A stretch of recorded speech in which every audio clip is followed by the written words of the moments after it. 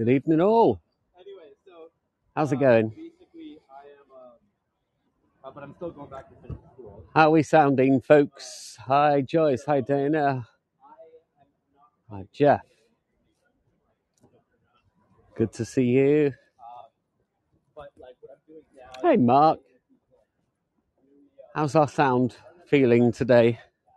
Do I sound okay? Excellent. Oh, thank goodness. Well, if we got sound, then all we need are pictures. And we'll get some of those in a bit.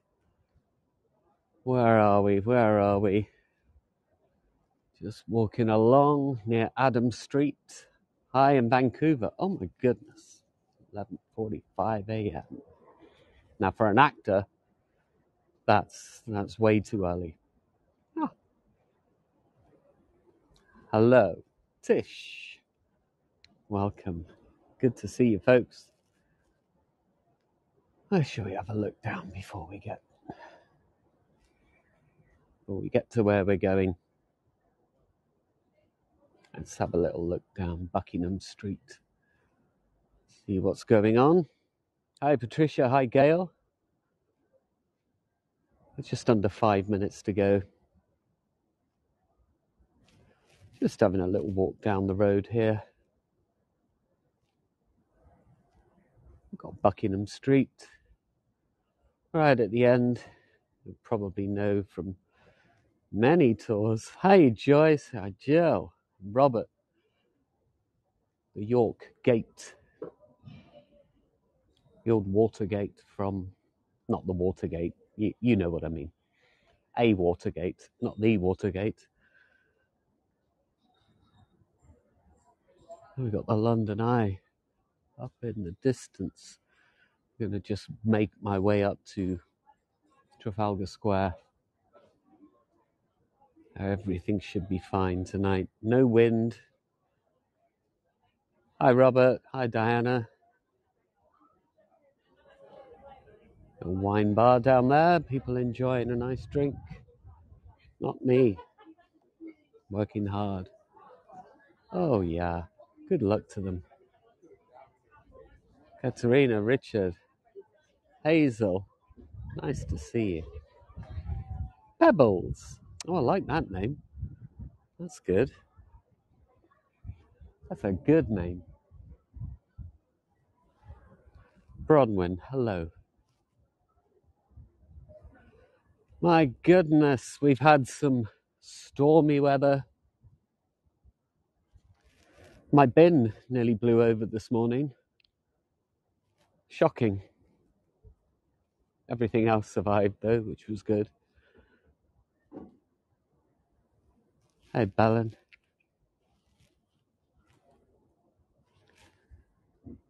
Yeah, it's a lovely evening. Actually quite mild. Ciao, Luigi. Welcome. Gonna have a nice little walk up the Charing Cross Road.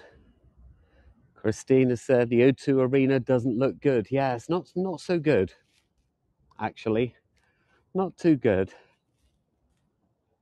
But the main structure inside is okay. Oh, Jill, special to see you as well. Hi, Hans. Yeah, the O2 you may have seen. It's a kind of canvas shell, but it's quite a good structure inside it. But yeah, only takes a small rip, doesn't it? Like a tent. The whole thing can go. Crazy stuff. Hey, Pixie D. Okay. Hopefully everything's looking okay. We're just going up Villiers Street. We're going to pop into Trafalgar Square. Little breezy just here. Hopefully it's not too bad. I've covered the mic, so hopefully it's not shocking.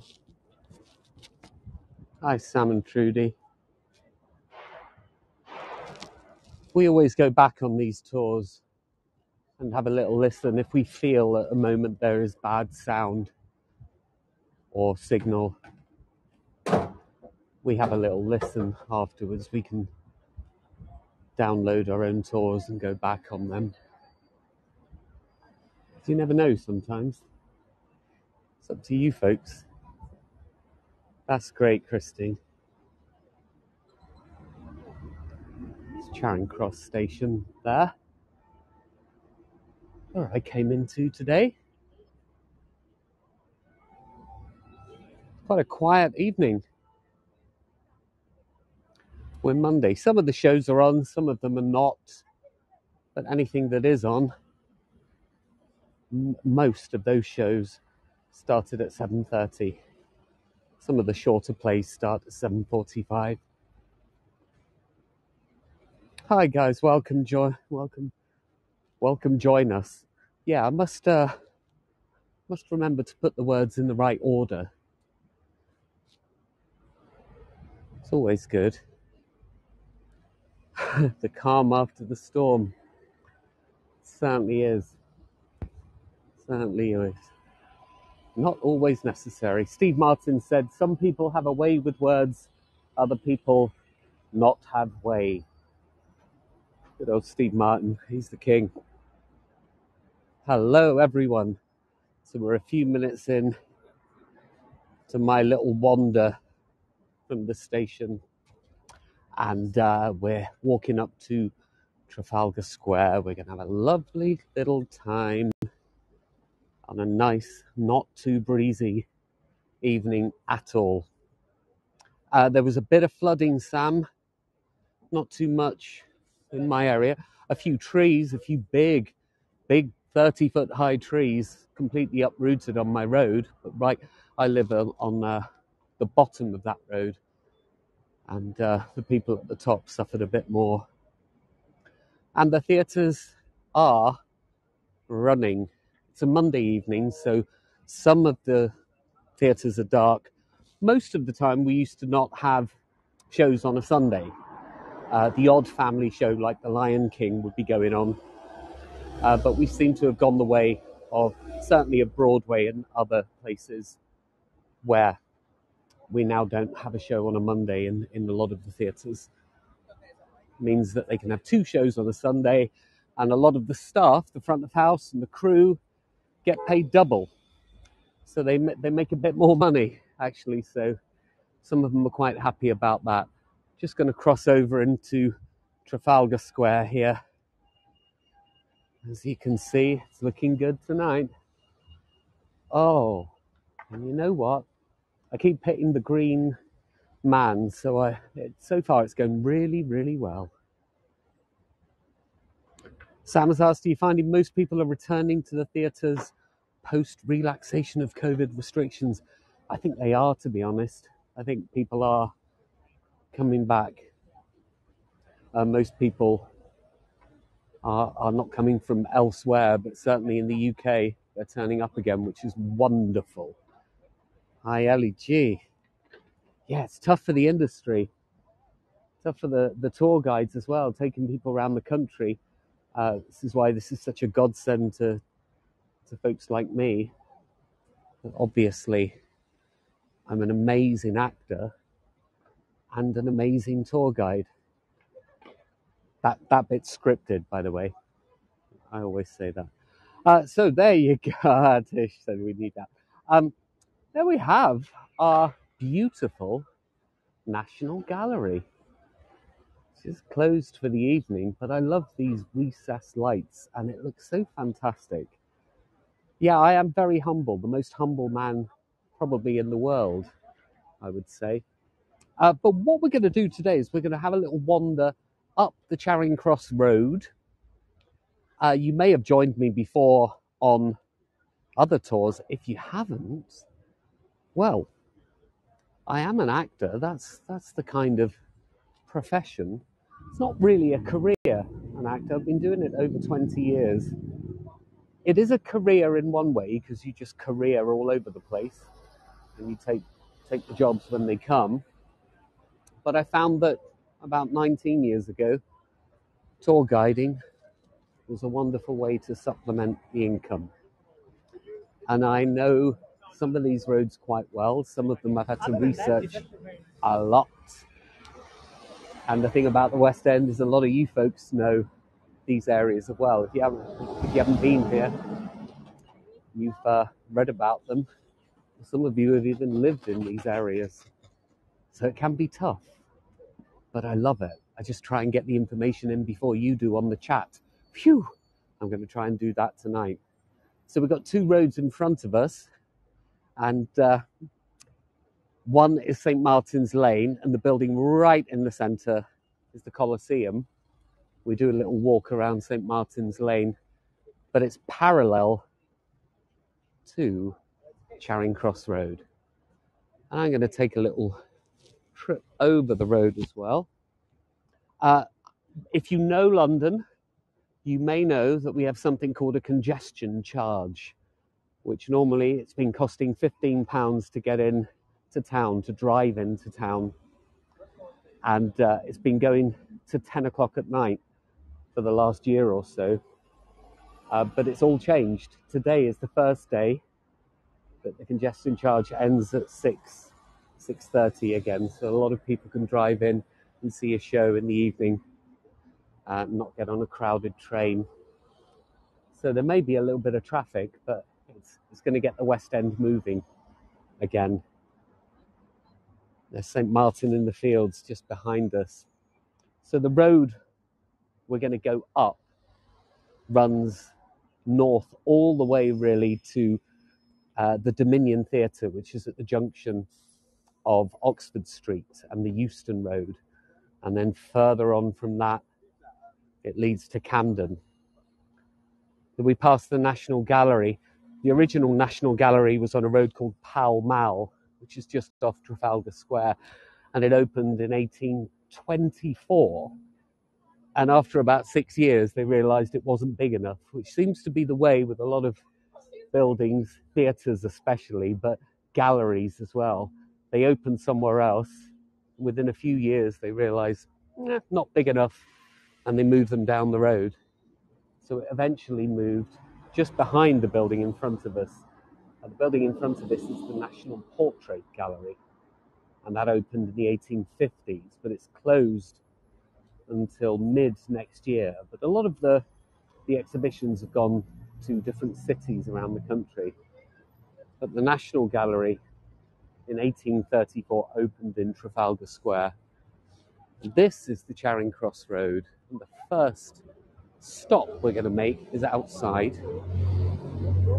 the Garrick Theatre, named after the great David Garrick, actor, manager, impresario.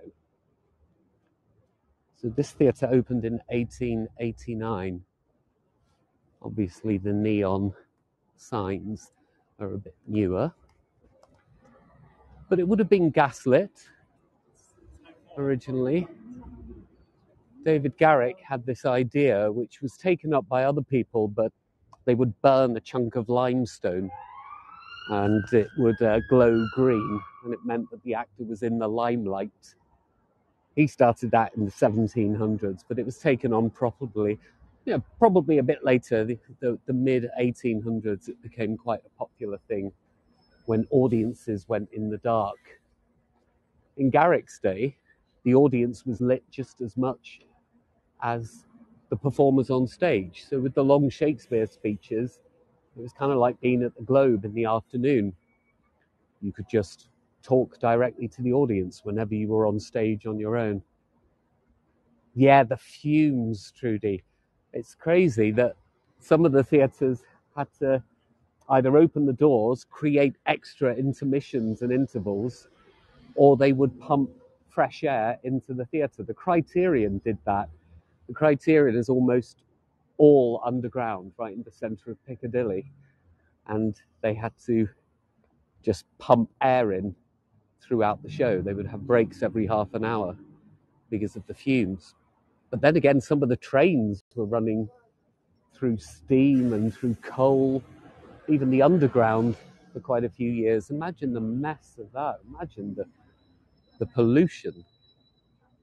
But it's such a beautiful theatre, this. Apparently it has a phantom staircase. And when actors walk down it, they get a little pat on the back, gives them a little bit of help. It was opened by a man called W.S. Gilbert, of Gilbert and Sullivan fame. And when they were building it, digging the foundations down, they found that there was an old London river underneath. And they weren't sure. This is what Gilbert said. He wasn't sure whether to open a theatre or to rent out the fishing rights.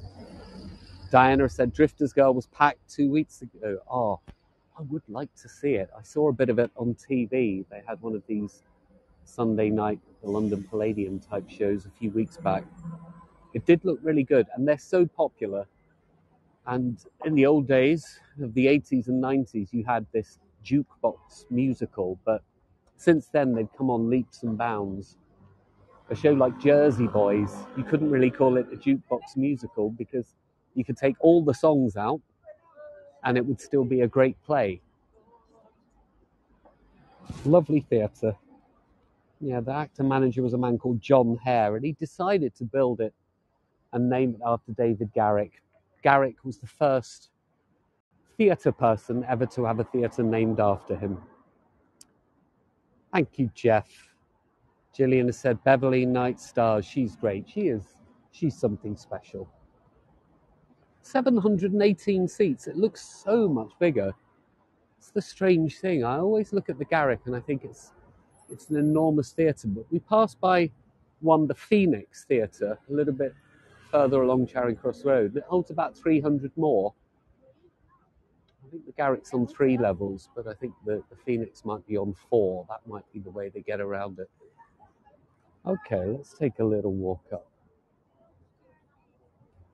Here we go. Oh, it's nice and quiet. The other day I was here at 7 o'clock in the evening and it was packed full of people because people at 7 o'clock are rushing to get to shows. You see families stressed. And some of the theatres have the same names. I mentioned the other day there's an Apollo Shaftesbury Avenue, an Apollo Victoria, and a Hammersmith Apollo. It does cause a lot of confusion. Let's cross over and have a little look at Cecil Court. Okay, we're doing well. Breaks in the traffic. There was a show at the Garrick, by the way, in the 80s called No Sex, Please, We're British. Just such a British name for a show, isn't it? And 4 years. There we go. Cecil Court's very quiet now. Look at this. Thank you, Michael. Thank you, Karen. Cindy, Laurie, welcome. Thank you. Thank you. Starred Michael Crawford. Whatever happened to him? I don't know. I'm having a bit of trouble. It's my Michael Crawford impression. I won't do the Phantom, but I can do Frank Spencer. That's the bookshop. Look at these. This is called Alice Through the Looking Glass.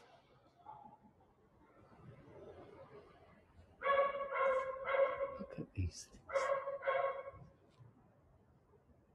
Struwwelpeter.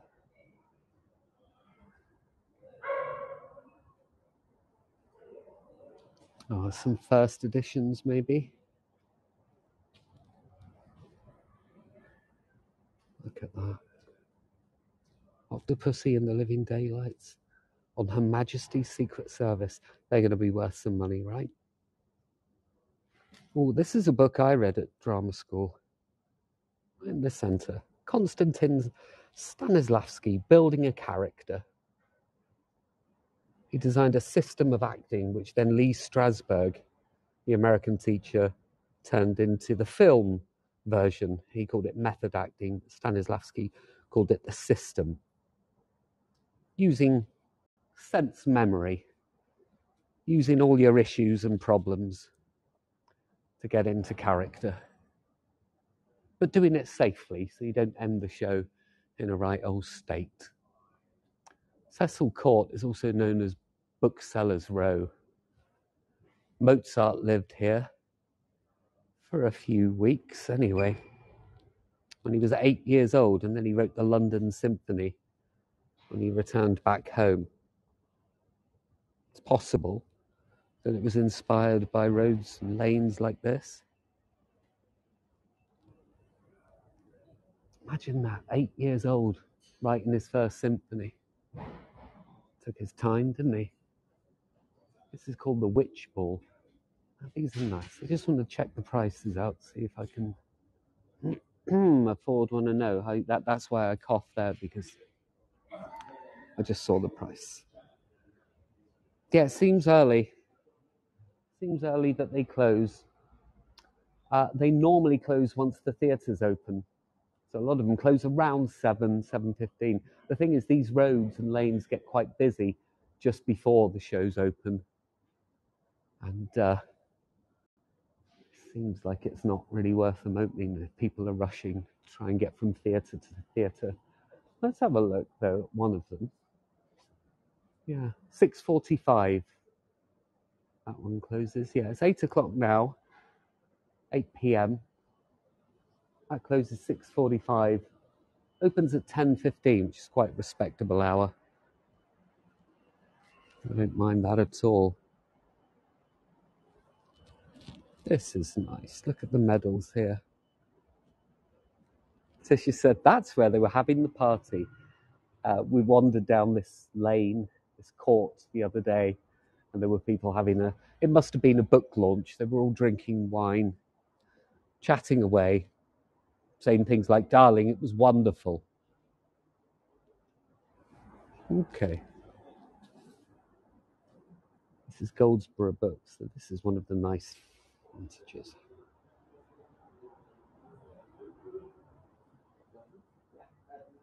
This was where two men, William and Gilbert Foyle, had a little bookshop here. Later became Foyles. Cecil Court, probably named after Robert Cecil, the first Earl of Salisbury, also known as Flicker Alley. I'll just leave us one last shot of it. It's a nice road to look down, even if there is scaffold. Flicker Alley, the late 1800s, it sold film stock and projection equipment. There was even a shop that sold cinema confectionery. Whatever that would have been in the late 1800s. I haven't actually looked into that. Did they have popcorn back then? They must have done. They have popcorn in the way we have it today? I don't know.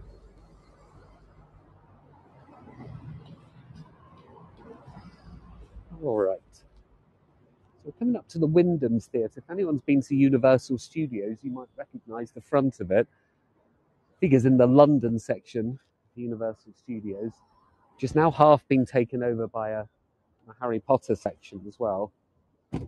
Understandably, makes a bit more money, but that's what it looks like. That front there. Let's see if we can just get the top of it. Sometimes we just hit the light right. Yeah, built in 1899 by a man called Charles Wyndham, showing the life of Pi.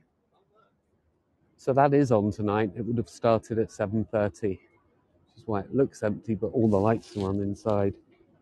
It's quite well known to have wartime dramas, this theatre. I don't know if it was because it was near Piccadilly and Leicester Square, that a lot of the servicemen stayed in hotels in this area.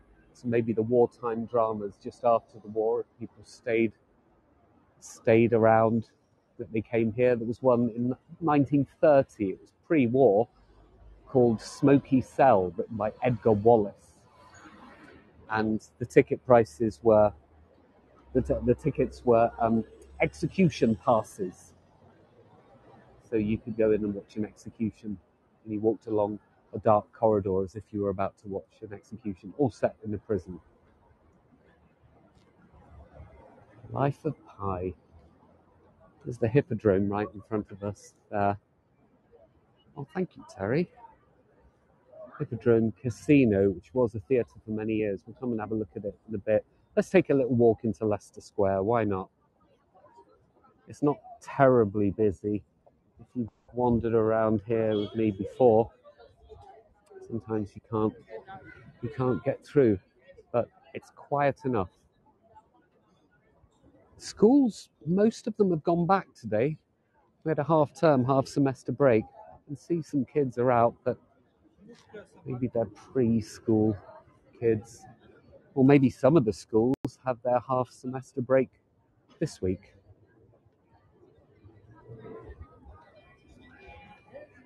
It's lovely. There's a lot of work being done here. Some scaffolding and canvas, which hasn't ripped, unlike the O2. That's the old Burger King, so maybe they're doing some work to that.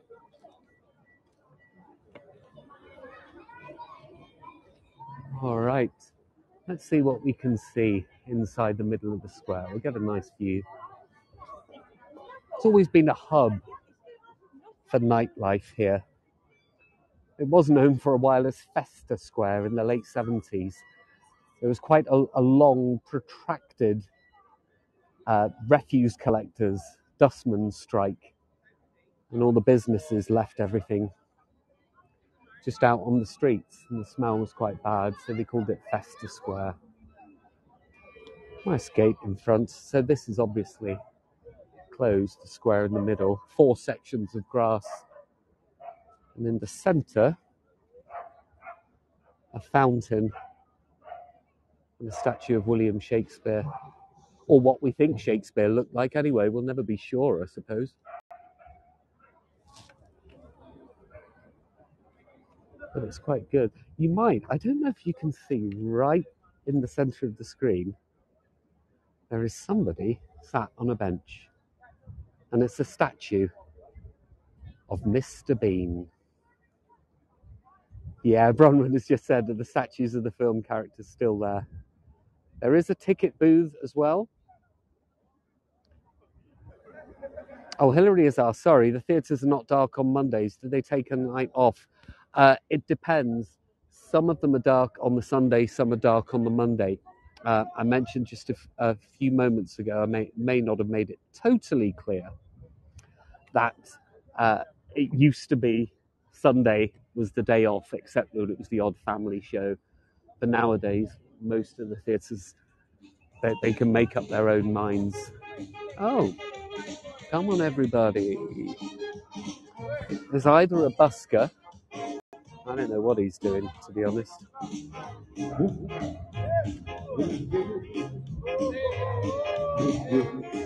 Oh, he's going to sing.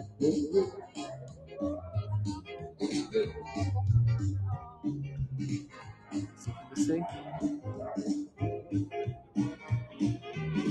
It could be one of those buskers spending 2 hours building up custom, and then he'll say something. You know what? We're coming back this way, so we'll wait for a moment. There is a barking dog here. Here's a little dog. Oh, yeah.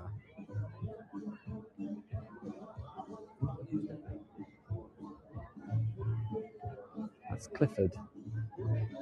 Oh, lovely fella. They look so bronze, but I'm sure they're hollow. Let me try, folks. Plaster, painted plaster. I gave it a little tap and it felt like drywall. Heller has said, do theatres have ghost lights, or is that just an American thing?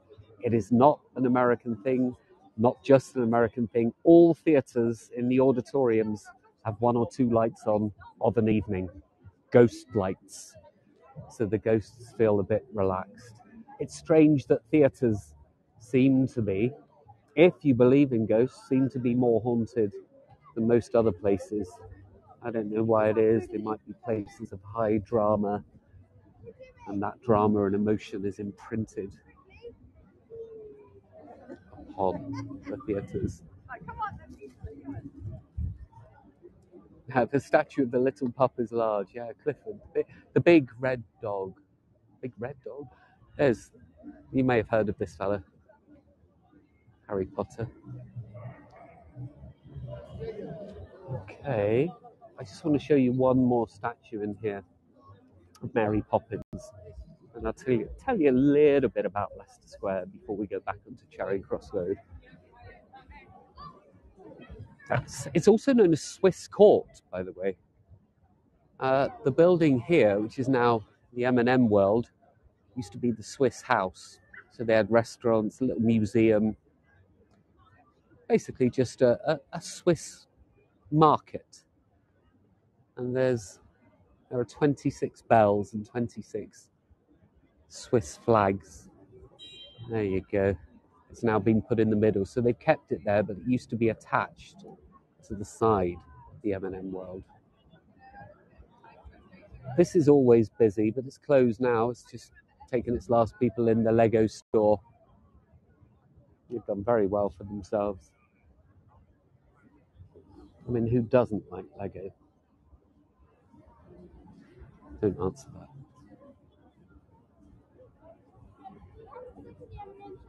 There you go. It's Mary Poppins. I shouldn't have tried that impression. I didn't know what was going to come out of my mouth. I do apologise. But it does look lovely anyway.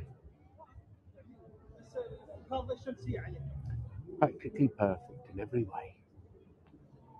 Oh, there you go. Dick Van Dyke's joined. Let's go. Excellent. I love it. American sweet shops are a big thing here as well. There's slightly different sugar regulations in the UK. So a lot of these are imported. So they have Wonka bars, one of the most popular things, the different versions of M&Ms. My personal favourite are peanut butter M&Ms, which you don't even get them in M&M World, which is really strange. But when I was in Brooklyn a few years ago, the first thing I did in a shop, I just said, oh, I'll try them. And on the way home, I got a 2-kilo family-size bag. It was the only thing I bought in duty-free, which is quite sad. I did buy presents for my family, but the only thing I bought for myself. So this was really a home to a man called Robert Sidney, who's the second Earl of Leicester. So this was all his area. He built a mansion in the square, but it was considered common land. And he didn't really realise that, and he walled off a lot of it. And the public complained. This was the late 1630s, early 1640s, and they complained to Charles I. And he said, well, Mr. Sidney, you have to let the public use the land. And then by the mid 1600s, it became a residential area for more people, and retail was allowed. And now look at it. Leicester House, where he actually lived, was over here. This is not the remains of the building. That was demolished in the 1700s. But a lot of these buildings are mid-1800s. But in front of us, we have the Empire Cinema, which again is another casino. It was called the Empire Theatre of Varieties. And it opened in 1884. Had a bit of a troubled past.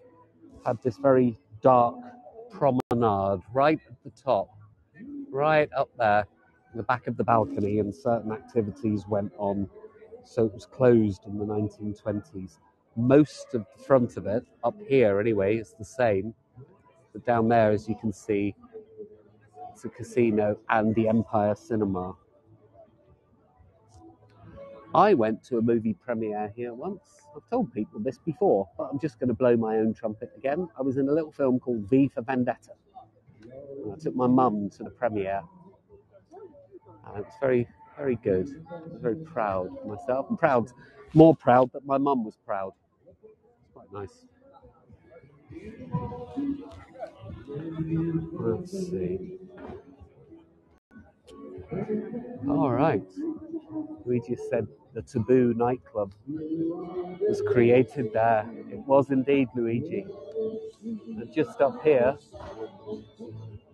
was the theatre, the Leicester Square Theatre, where Taboo, the musical, was first on. And it's also the home of the Prince Charles Cinema. Most of Leicester Square was pedestrianised in the 80s, by the way. In the 2000s, kind of remodelled. Have I been in any other films, Mark? Well, I've been in more TV and commercials.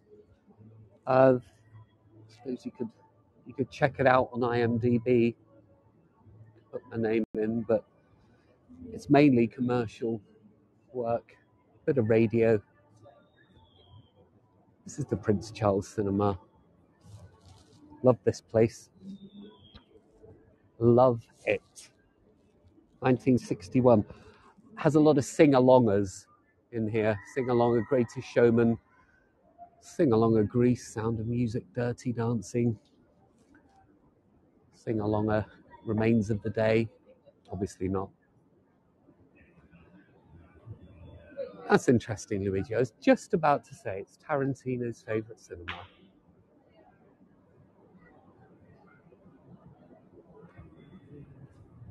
Here we go.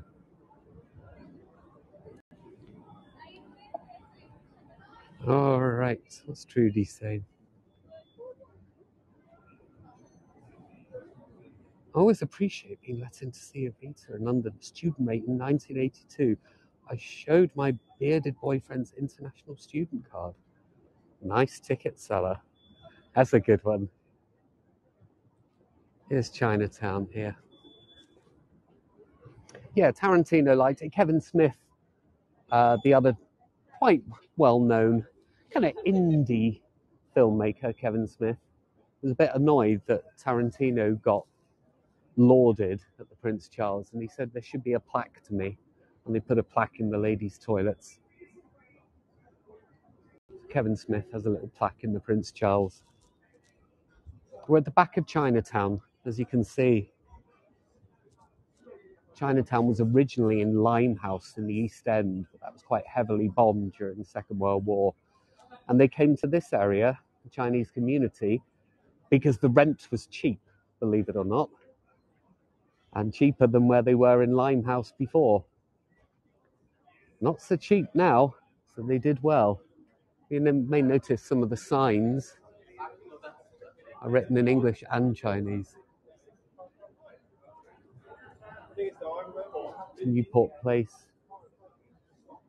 Yeah, square coming in to a little section of Chinatown. We won't go along the whole Chinatown, but this is a little meeting point, and there's a car park at the end. It's just one of the hidden car parks of London if you're desperate to find parking. It is extortionate, but it means at least if you're running late, you can find parking there. Yeah, there's a lot of lanterns. We're not even at the beginning of Chinatown yet. I don't know if I can get up there. But you know what? Let's have a little look. Let's have a look. Hopefully it's not too jittery, because I'm walking very, very quickly here, taking these little pigeon steps. I just want to show us the lanterns along the main section of Chinatown, Gerrard Street, which is quite nice that they named it in my honour. Good luck to them. There you go. That's the length of main Chinatown. It's extended on both sides now, so to the left of us, to the back of Leicester Square is part of it. And then in this direction, which is Shaftesbury Avenue, it's extended onto Shaftesbury Avenue as well. I'm just going to very lightly clear my throat. There we go. Hopefully that wasn't too disturbing. Nick said, what's my last name for IMDb? Oh, I don't want to blow my own trumpet. It's Gilroy, Gilroy. Don't spend too long looking at me. I ain't that interesting, Nick. Let's have a little look down Newport Court now. You might be able to see the side of the Hippodrome. If anyone has been on this walk with me, you always seem to get about 7 buses in the way.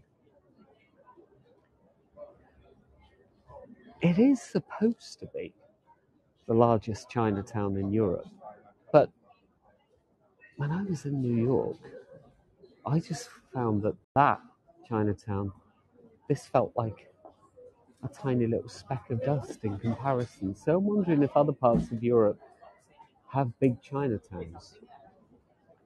I know obviously San Francisco and New York have big ones, but I don't know. Yeah, there's a few casinos, Gillian has said. Yeah, quite a few. It was all a bit deregulated a few years back.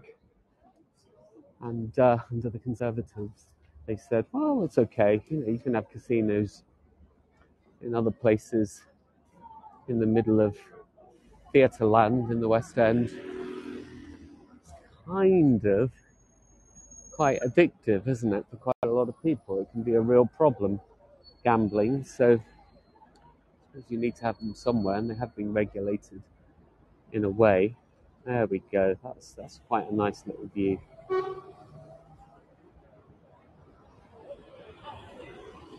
Attempt across the road just to give us a little side view of the Hippodrome.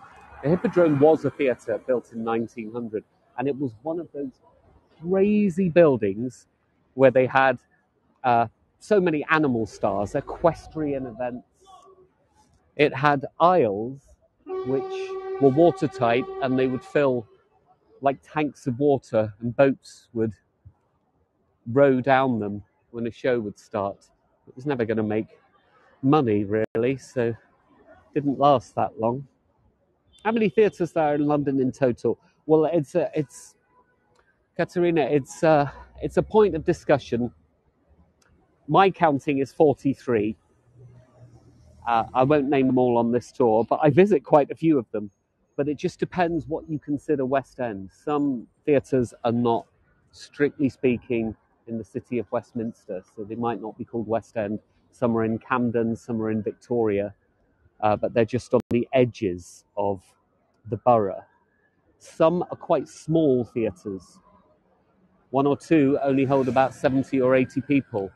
So they're not strictly considered West End. They're considered fringe, but they're in the West End. So it's a confusing one. There are over 40, let's say. If that's a good enough, a satisfactory answer. Yeah, polar bears, Arabian Nights, are very mystical kind of things at the turn of the 1900s. Julie Andrews' debut here she was 12 years old and she made her debut here. And then in 1958, the entire interior was demolished. It became a place called the Talk of the Town in the 1960s. And if any of you like jazz, it was on TV a lot in the 60s. Many people brought albums out. Sinatra, Tony Bennett, Sammy Davis, Stevie Wonder. Ethel Merman played here, and then bought by Peter Stringfellow in the 80s. Turned into a burlesque bar. In 2012, it opened as a casino.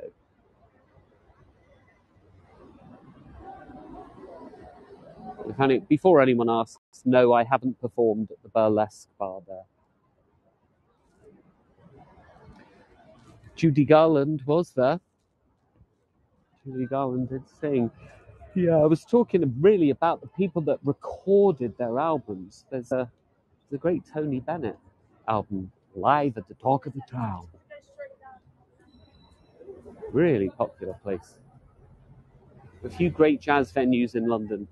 Another one is Ronnie Scott's, which we're not too far off at the moment. So this is really the booksellers area now. So you had Cecil Court, which they called Booksellers Row, but Charing Cross Road was the real home of booksellers. Not as much anymore. There's a lot of donut shops. Bubble tea is quite popular. Never tasted it myself. I'm sure it's lovely. You can see quite a few places have closed down. There's a place up here called Henry Ford's. Henry Ford's is one of the oldest bookshops in the area. But Charing Cross Road, yeah, is well known for 84 Charing Cross Road. Maybe touch the plaque, Heather has asked. I'll do my best, Heather. Anything for you guys. Ethel Merman. I don't know too much about Ethel Merman. I know she had a banana. Did she have a banana dance? Was she the one that had the banana dance? Somebody would tell me that. That sounds familiar. She was married to Ernest Borgnine. Oh, I loved Ernest Borgnine. Okay, so we're coming up to the site of 84 Charing Cross Road. And it was originally a bookshop, Marks and Co. And there's a famous film based on the memoirs of a woman called Helen Hanff, who had a friendship with a man called Frank Dole. And they sent letters to each other back and forth. Quite a lovely idea. Just communicating by writing little things, like you folks are to me. So you're like my 84 Charing Cross Road people. Josephine Baker had the bananas. I said that the other day. Ethel Merman, what was she known for? Ethel Merman. Who was the swimmer? Who was the one that was famous for swimming in films? Carmen Miranda? No. Her voice. Esther Williams. Swimming was Esther Williams. All right. Okay, so there, unfortunately, it's a McDonald's. Hold on a sec. I've got my other phone here. I may be able to get a little photo up of the original. If you just bear with me 1 second. Okay, so you can see the two little pillars either side. And then, just going to put this in front of us. That's what it would have been, Marks and Co. It's the bookstore. There we are. And that's it. McDonald's. And as per usual, the buses. Let's just go over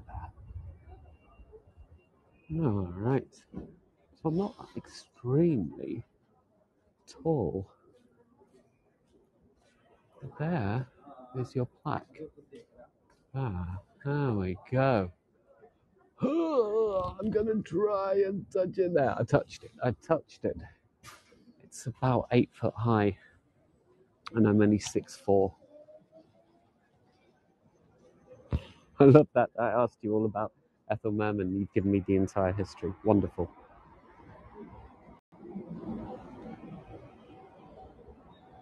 It's still very evocative when you go into the McDonald's, Luigi. Is that what you're saying?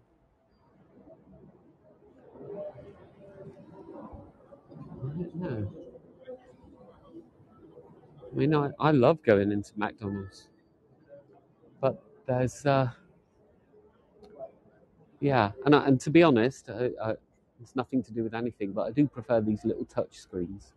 They kept the same amount of staff in these stores, but it just means you don't have to get a queue. Not that I eat McDonald's, of course. I only eat very healthy food. Frank Finlay and Anne Jackson played Hanford Dole in a BBC production decades before. Way better. Way better. I won't argue with that. Here we go. We're coming up to the Phoenix. Oh, thank you, Linda. Thank you, folks. Lovely people. Thank you, Heather. Really nice. So the Phoenix, I was saying earlier, it holds 1,012. So it holds nearly 300 more than the Garrick. But it's higher, So it's on 4 levels. It's not as wide though. The front certainly isn't. It does go quite deep at the back. Showing Come From Away. Wonderful new musical. Gold and red, mainly. Hence the phoenix rising from the flames. There's a Noel Coward bar. Blood Brothers famously was on here for 21 years.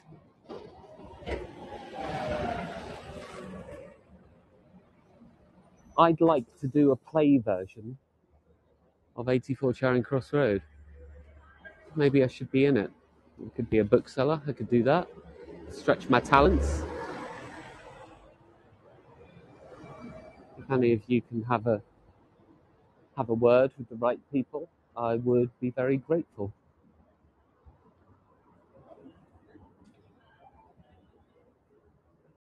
Is Les Mis is playing at the Queen's Theatre on Shaftesbury Avenue. You should. I did props for a production of it a few years back. We had 10,000 books on the set. Oh my goodness. Yeah, it's quite nice. But it's a front, but it's down the side of an alleyway. I quite like that. I like it's hidden away.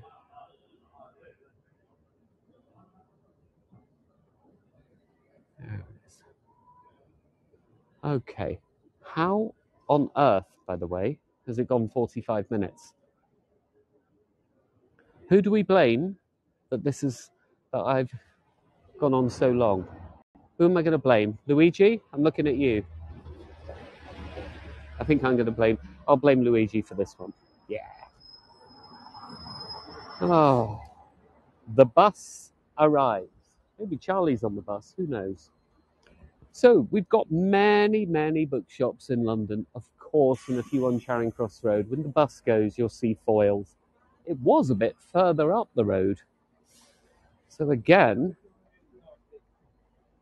there's a bus, a coach in the way, but that's where Foyles used to be, and it's just moved down a bit to here. It's now owned by Waterstones.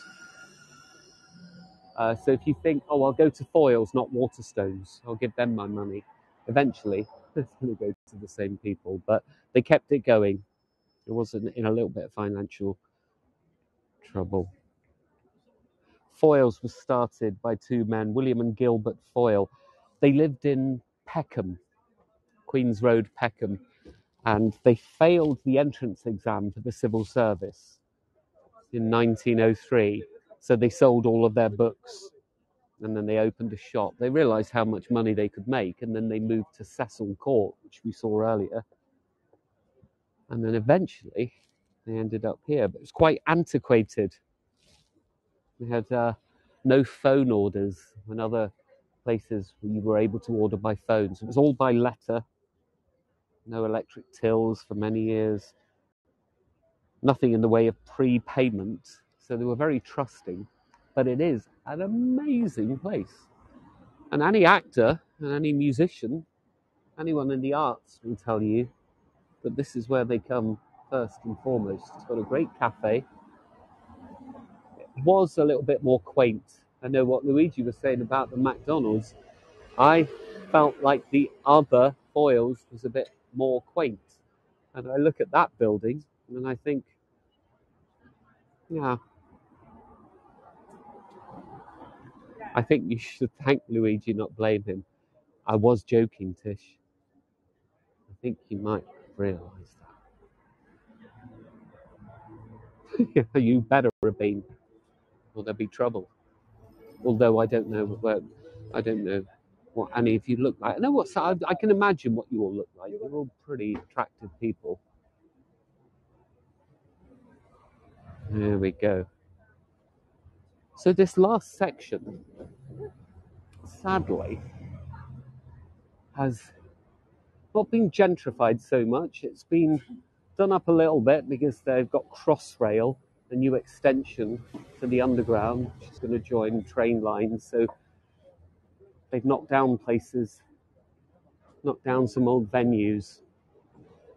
One of them being a place called the Astoria. This is Denmark Street. where you could buy your instruments over the years. I'm just a patsy. I'm just a patsy. I like that. Has to be said in an American accent, though. Thank you, Victoria. Yeah, this is a very quiet little road.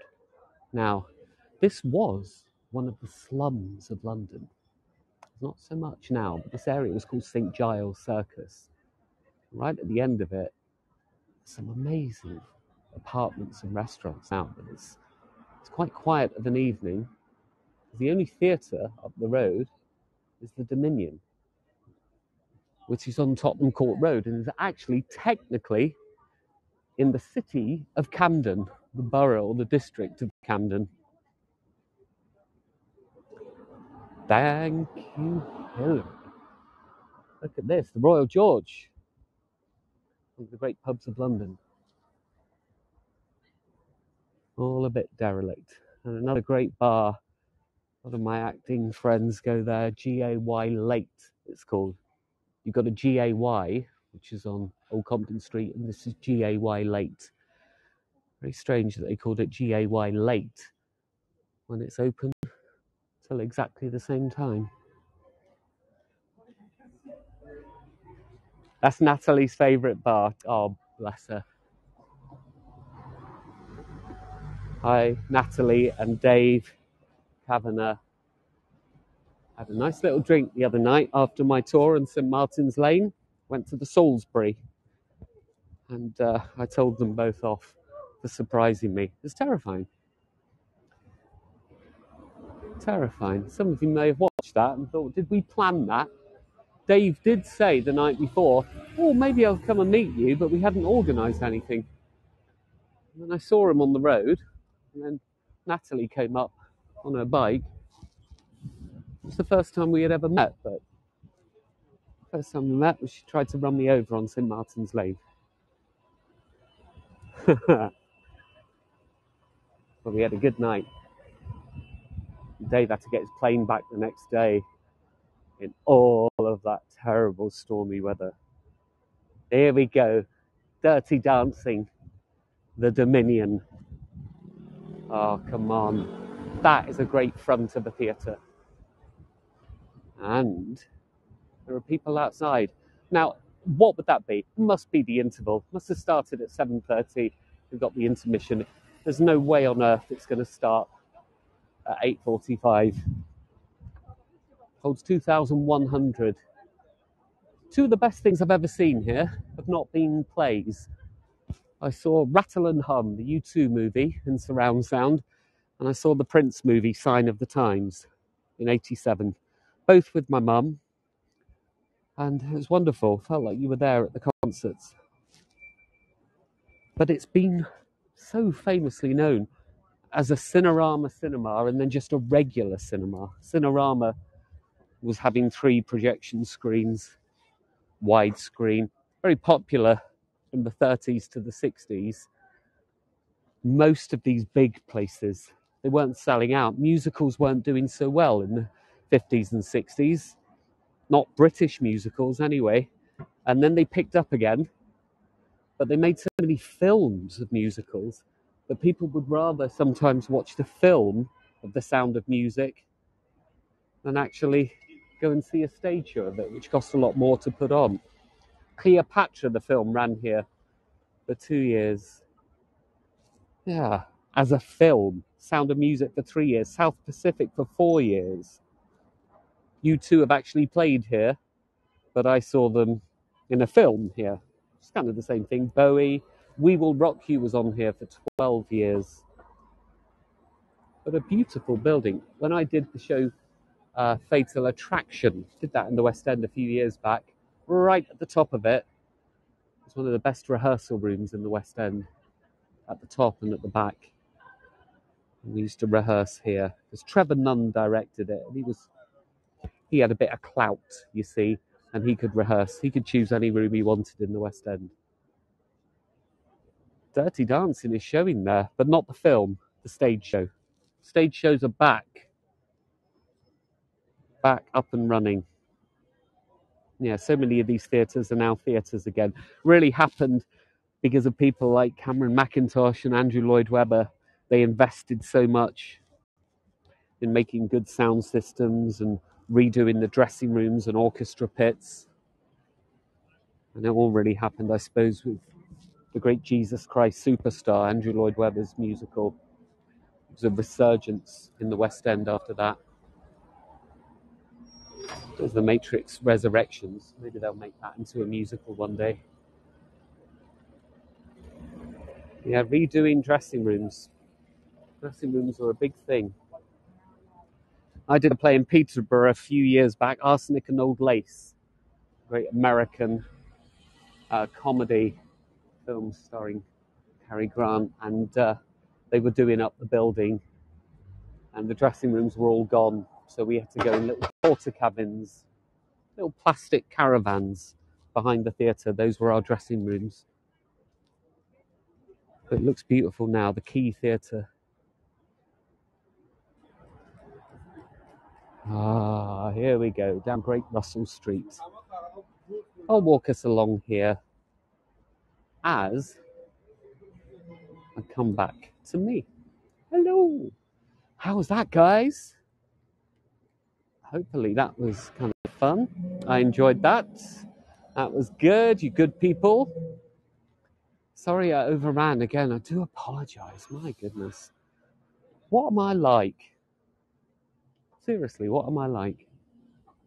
I was thinking it's 45 minutes and only halfway up the road. Thank you, Tish. Thank you. Here comes a blue bus behind me. Just looking around. Thinking, oh, is Natalie there cycling along? Thank you so much. You do have an hour. Yeah, I know. I suppose I have an hour, but I book it for 45 minutes because people might have other things to do. Oh, this is nice, by the way. This place called the Coral Room, part of the Bloomsbury. A little restaurant there. Just love the way it's lit.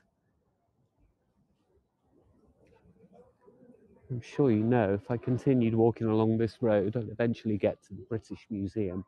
I won't go that far up. Oh, thank you, Gail. Thank you, SI. Or SL? Is it SI? I love it. I love doing these, guys. It's so much fun. And I love the little games that we play.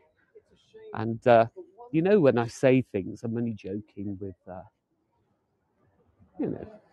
you know that, guys, don't you? But I like playing the little games with Tish and Luigi.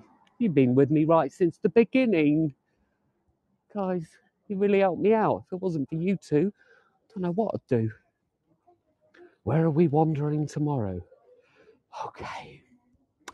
Tish has reminded me that I am doing something called a wander in the West End tomorrow evening. And do you want to know what, Tish? I don't know where we're going yet. That's something that will be decided tomorrow. It may be Oxford Street Way towards Marble Arch, Hyde Park Way, but I don't know. It'll be a mystery tour. It's going to be a little wander, a little walk, see some sights. It might be places that I don't know that well, but I thought you guys could ask me questions. I might ask you things on the way. But thank you, Trudy. Thank you, Sarah. Thank you, all of you. Thank you, Jessica, for just joining. You probably missed one of the best tours of your life, but join me another time. Yeah, I'll see what inspires me. We're going to have fun. Congress House, Trades Union Congress here. You haven't seen my Covent Garden tour? Oh, that is a good one. I love Covent Garden and the area. So the old trade union, the TUC, Trade Union Congress. A nice sculpture at the top of it. Let's leave this. If we can see it, probably. Oh, I like that. It's quite high up, though. Wish it was on ground level. Love you, Luigi! It's so much fun tonight. I can't believe it's been an hour. Honestly. Yeah, I've been speaking, Mark, to, I am going to let us go on the hour, but I've been speaking to the Heygo guys about play readings and how we can do them while not infringing on copyright. So there are certain ways around it. So we're definitely going to do little play readings and little performances and things at home. I think we're going to have to, because it's nice to do something in the evening. Do an Ask Me Anything. Well, I think, Tish, that Ask Me Anything should be on these little wanders around the West End. Because otherwise you're just looking at my face at home and I'm saying, oh, I'm an actor, please give me work. But I think the Ask Me Anythings, we'll do them as we wander. How about that? I think that's a good idea. Yeah. Like when Patrick takes you on a walk and it's so lovely and he's got the beautiful scenery. He's just chatting away and, he's just so relaxed. I think we might try and do that, trying to be inspired by some of these other amazing people. But no, Luigi said no. Is that no to me? No. Okay, I am going to let you go. You guys are really special. Good luck to you. Good night. And there is our last view of Tottenham Court Road. I'm going to walk up towards it. See you tomorrow night, and it's going to be fun, whatever we do, huh? Lots of love, guys. Keep safe. And the wind's gone. The wind has gone for now. Storm Eunice, Storm Franklin is going to be G next. What's it going to be? Storm Gerard. Storm Gerard. Well, the storm is brewing, and it'll be tomorrow evening. 7:45. Lots of love. Take care, guys. Bye-bye.